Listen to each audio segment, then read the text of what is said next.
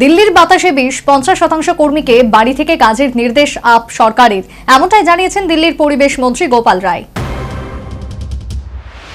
শীত পড়তেই বিষাক্ত গ্যাস চেম্বারে পরিণত হয়েছে দিল্লি। বাতাসের গুণমান AQI এর সূচক অতি ভয়ানক পর্যায়ে পৌঁছে গিয়েছে। গুরুতর এই পরিস্থিতিতে এবার পদক্ষেপ নিল দিল্লি সরকার। দিল্লির সরকারি দপ্তরে 50% কর্মীকে বাড়ি থেকে কাজ করার জন্য নির্দেশ দিয়েছে আপ সরকার। বাকি 50% কর্মী অফিসে আসবেন, এমনটাই জানিয়েছেন দিল্লির পরিবেশ মন্ত্রী গোপাল রায়। এই অবস্থায় দূষণ প্রতিরোধে যা যা করা সম্ভব তা করার চেষ্টা করছে সরকার। দ্বাদশ শ্রেণী পর্যন্ত স্কুল বন্ধ রাখা হয়েছে।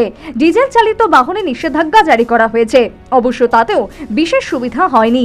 এই অবস্থায় সমস্ত সরকারি ক্ষেত্রে 50% কর্মীকে বাড়ি থেকে কাজের নির্দেশ দেওয়া হলো। তবে এই নীতি শুধুমাত্র সরকারি কর্মীদের জন্য লাগু হয়েছে, বেসরকারি ক্ষেত্রে এখনো স্পষ্টভাবে কিছুই জানায়নি সরকার। দিল্লির 575টি বেসরকারি সংস্থা তাদের কর্মীদের বাড়ি থেকে কাজ করার নির্দেশ জারি করেছে ইতিমধ্যেই। পরিস্থিতি এতই খারাপ আকার নিয়েছে যে মঙ্গলবার শীর্ষ আদালতে আবেদন জানিয়েছে ডিজিটালি মামলার শুনানি করার। প্রধান বিচারপতি সঞ্জীব খান্না জানান, যেখানে সম্ভব আদালতের শুনানি ভার্চুয়াল করা হোক। আইনজীবীরাও ভার্চুয়ালি তাদের বক্তব্য পেশ করতে পারেন। আসলে দূষণের ভয়াবহতাকে গুরুত্ব দিয়ে সিনিয়র আইনজীবী কপিল সিব্বল সহ একাধিক আইনজীবী শীর্ষ আদালতের কাছে এই আবেদন জানান। এছাড়াও আদালতের সমস্ত কর্মীকে মাস্ক ব্যবহারের নির্দেশ দেওয়া হয়েছে।